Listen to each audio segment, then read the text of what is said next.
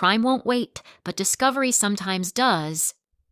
The 14-year wait, the Irasema Chavez case, January 20th, 2012, Arlington, Texas. It started with a welfare check. Family members hadn't heard from 32-year-old Irasema Chavez and went to her second-floor apartment on South Collins Street to make sure she was okay. She wasn't. They found her unresponsive, covered in blood, inside her own home. Police department, There was open up. no forced entry, no broken door, no shattered window. Whoever did this, Chavez let them in. When the medical examiner finished the autopsy, the numbers sent a chill through the department. She had been stabbed more than 100 times. NBC News. This wasn't a robbery gone wrong. This was rage. The clues that went nowhere, investigators had something, just not enough. Surveillance footage from the night before showed a hooded figure in baggy clothing climbing up to Chavez's apartment. Fox News. But the hood hid the face.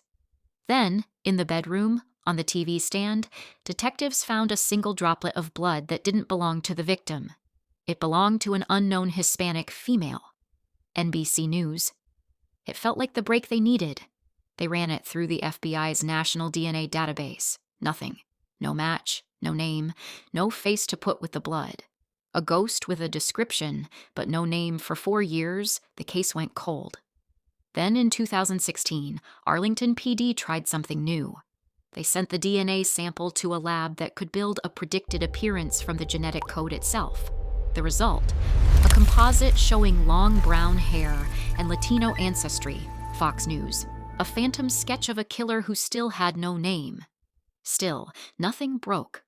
The case sat, unsolved, for years more. Chavez's family waited, and waited. The break? A decade of DNA science catching up in November 2024, detectives made one more move. They asked the FBI to bring in its investigative genetic genealogy unit, technology that traces unidentified DNA through distant family trees, using the same kind of public genealogy records people use to find long-lost relatives. It's slow, painstaking work, like solving a family tree puzzle with no picture on the box. Then, in April 2026, after 2 more years of digging, the FBI's team came back with a name, Mayra Velasquez, and it hit like a gut punch to everyone who knew the case. Velasquez wasn't a stranger. She was Chavez's close friend, NBC News, someone who regularly visited the very apartment where Chavez was killed. Fort Worth Report. Investigators later suggested a motive lurking in the background. Court documents allege Velasquez's husband had grown jealous of how close the 2 women were. Fort Worth Report. The arrest. On July 16th to 17th, 2026, 14 years, 6 months, and change since Chavez took her last breath. Arlington police arrested Velasquez, now 42 and working as a real estate agent, and charged her with capital murder. ABC News. At a news conference, Detective Tracy Dixon stood before reporters and said something simple but heavy with 14 years of waiting.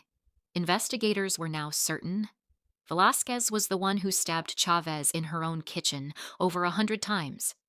But the story isn't over. Velasquez's defense team isn't backing down. Her attorneys call her a benefit, not a danger to her community, Fort Worth Report, and insist there's an innocent explanation.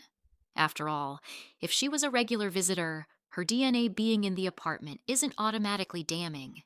They've publicly challenged details in the arrest warrant, including how that crucial blood droplet was described. Kira News, in police paperwork, arguing the affidavit creates more questions than it answers. She was initially held without bond, but after her lawyers fought it in court, Velasquez was released on a $450,000 bond, Fort Worth Report, in late July 2026, and now awaits trial as a free woman, for now. Where things stand today, Velasquez is out on bond, proclaiming her innocence, while prosecutors say the DNA evidence, backed by genetic genealogy science that didn't even exist when Chavez died, tells a different story. It'll be up to a jury to decide who's telling the truth. If you love stories and want more, go ahead and give us a follow.